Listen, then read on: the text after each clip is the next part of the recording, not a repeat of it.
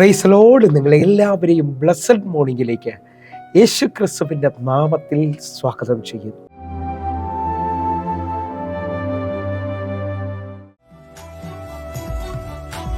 ജീവിതയാത്രയിൽ കൂടെയുണ്ട്, തളരാതെ എന്നും താങ്ങിടുന്നു. മരുഭൂപ്രയാണത്തെ ചാടിടുവാൻ ഒരു നല്ല ദൈവം കൂടെയുണ്ട്. ജീവിതയാത്രയിൽ കൂടെയുണ്ട്, തളരാതെ എന്നും താങ്ങിടുന്നു. മരുഭൂപ്രയാണത്തെ ചാടിടുവാൻ ഒരു നല്ല ദൈവം കൂടെയുണ്ട്. ഈ ദൈവത്തെ ഞാൻ തിരിച്ചറിഞ്ഞു, സ്നേഹസ്വരൂപനെ ഞാൻ രുചിച്ചറിഞ്ഞു. ജീവിതത്തിൽ ചെയ്ത നന്മകൾ ഓർത്തിടുമ്പോൾ നന്ദിയോടെന്നും പാടി സ്തുതിക്കുമേ.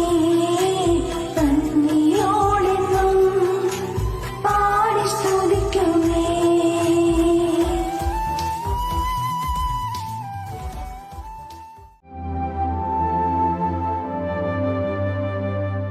പ്രിയരെ, അനുഗ്രഹിക്കപ്പെട്ട ഒരു പ്രഭാതം കൂടെ നമ്മുടെ ജീവിതത്തിൽ അനുവദിച്ചു തന്ന വലിയവനായ ദൈവത്തെ നമുക്ക് ഒരുമിച്ച് ചേർന്ന് നന്ദി പറയാം. എത്ര പറയും, ഞാൻ നിന്നതല്ല, എൻ്റെ ദൈവം എന്നെ നിർത്തിയതാണ്. ഒന്നുകൂടെ പറഞ്ഞു കഴിഞ്ഞാൽ 2025 ഡിസംബർ മാസം 24 തീയതി വരെയും എന്നെയും എൻ്റെ കുടുംബത്തെയും കണ്ണിലെ കൃഷ്ണമണി പോലെ സൂക്ഷിക്കുകയും വിടുവിക്കുകയും ചെയ്ത വലിയവനായ ദൈവത്തിന് നന്ദി പറഞ്ഞുകൊണ്ട് ഈ പ്രഭാത ചിന്തയിലേക്ക് നമുക്ക് ഒരുമിച്ച് അടുത്തു വരാം. അർഹതയില്ലാത്ത സ്ഥാനത്തേക്ക് ഉയർത്തുന്ന ദൈവം. പ്രിയരെ, പ്രാരംഭവാക്യത്തിലേക്ക് എസ്തേറിന്റെ പുസ്തകം 2-ാം അധ്യായം അതിൻ്റെ 17-ാമത്തെ വാക്യം. രാജാവ് എസ്തേറിനെ സകല സ്ത്രീകളെക്കാളും അധികം സ്നേഹിച്ചു.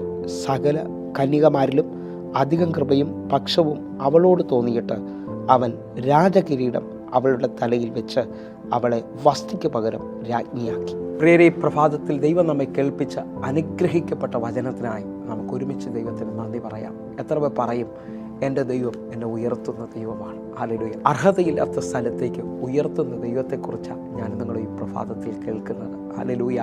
നിങ്ങളുടെ സാഹചര്യം ഇന്ന് ഒരുപക്ഷെ മുമ്പോട്ട് പോകാൻ കഴിയാത്തതായിരിക്കാം. ഇനി ഒരു വഴിയില്ല എന്ന് പറഞ്ഞുകൊണ്ടായിരിക്കാം. നിങ്ങളെ സപ്പോർട്ട് ചെയ്യുവാനോ നിങ്ങളെ അടുത്ത ഒരു സ്റ്റേജിലോട്ട് കൊണ്ടുപോകാനോ ആരും സഹായമില്ലായിരിക്കാം. എന്നാൽ ഈ പ്രഭാതത്തിലെ ഈ ചിന്ത നിങ്ങളുടെ ജീവിതത്തെ മാറ്റിമറിക്കും. ആരും സഹായമില്ലാത്തവന്, ഇനി മുമ്പോട്ടൊരു വഴിയില്ലെന്ന് പറയുന്നവനെ ഉയർത്തുന്ന ഒരു ദൈവമുണ്ട് കേട്ടോ. ആ ദൈവത്തിൻ്റെ കരമാണ് നിങ്ങളെ മാനിക്കാൻ പോകുന്നത്.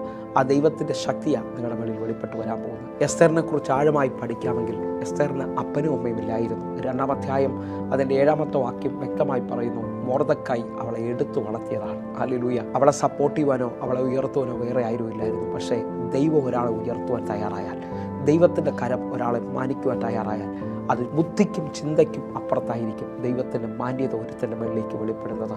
അപ്പനും അമ്മയില്ലാത്ത സാഹചര്യങ്ങളില്ലാത്ത ഒരു സ്ത്രീയെ എൻ്റെ ദൈവം ആ പട്ടണത്തിൻ്റെ രാജ്ഞിയാക്കി തീർക്കുകയാണ്. നിങ്ങൾ വിശ്വസിക്കാമെങ്കിൽ ഈ പ്രഭാതത്തിൽ ഉയർത്തുന്ന ദൈവത്തിനെ കാണുവാൻ തയ്യാറാകണം. അർഹതയില്ലാത്ത സ്ഥലത്തോട്ട് കൊണ്ടുപോകുന്ന ദൈവത്തെ കാണണം. ദാവീദിനെക്കുറിച്ച് പറഞ്ഞാലും ഇത് തന്നെയാണ്. ഹല്ലേലൂയ.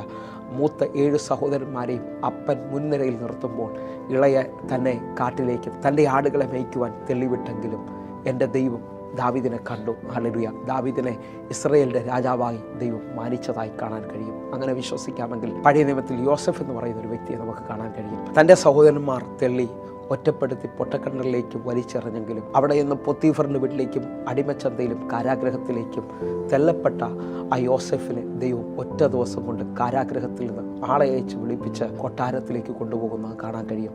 ആ കൊട്ടാരത്തിൽ ഉയർത്താവുന്നതിൽ ഏറ്റവും വലിയ വലിപ്പത്തിലേക്ക് ദൈവം കൊണ്ടുപോയി മന്ത്രി പദവി കൊടുത്തു. എന്നെ ശ്രദ്ധിക്കാമെങ്കിൽ യോസെഫിനെ ഉയർത്താവുന്ന അതേ ദൈവം ഈ പ്രഭാതത്തിൽ നിങ്ങളെയും മാനിക്കുവാൻ, നിങ്ങളെ ഉയർത്തുവാൻ ശക്തനാണ്. ഒന്നുകൂടി ഒരു പദത്തിലേക്ക് വരികയാണ്.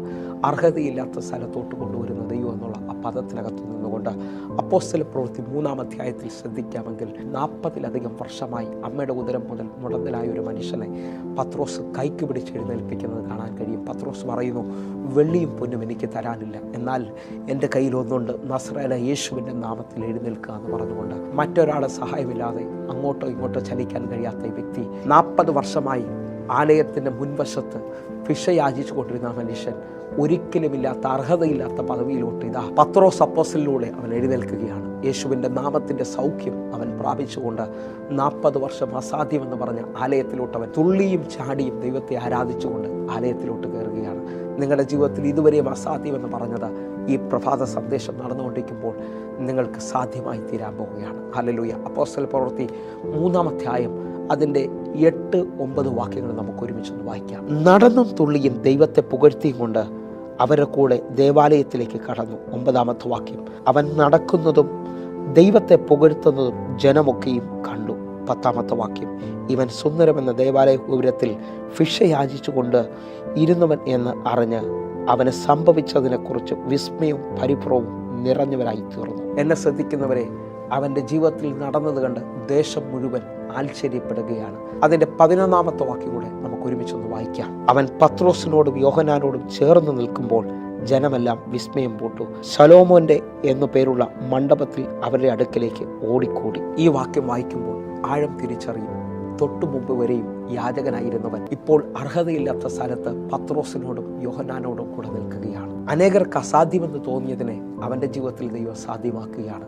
ഇതാ ആ സ്ഥലത്ത് അന്ന് ഏറ്റവും കൂടുതൽ ഉപയോഗിക്കപ്പെടുന്ന പത്രോസിൻ്റെയും യോഹന്നാൻ്റെയും അരികിൽ അവരോട് ചേർന്ന് നിൽക്കുവാൻ ദൈവം ഒരു പദവി യാചകൻ്റെ രൂപത്തിലിരുന്നവന് കൊടുക്കുകയാണ്. വിശ്വസിക്കാൻ പറ്റുമെങ്കിൽ നിങ്ങളുടെ ജീവിതത്തിനകത്തും അർഹതയില്ലാത്ത തലങ്ങളിലേക്ക് രാജാക്കന്മാരോട് കൂടെ ഇരിക്കുവാൻ എൻ്റെ ദൈവം നിങ്ങളെ വിളിക്കുകയാണ്. നമുക്ക് ഒരുമിച്ച് വിശ്വസിക്കാം, അർഹതയില്ലാത്ത സ്ഥലത്തേക്ക് ദൈവം നമ്മളെ ഉയർത്തും.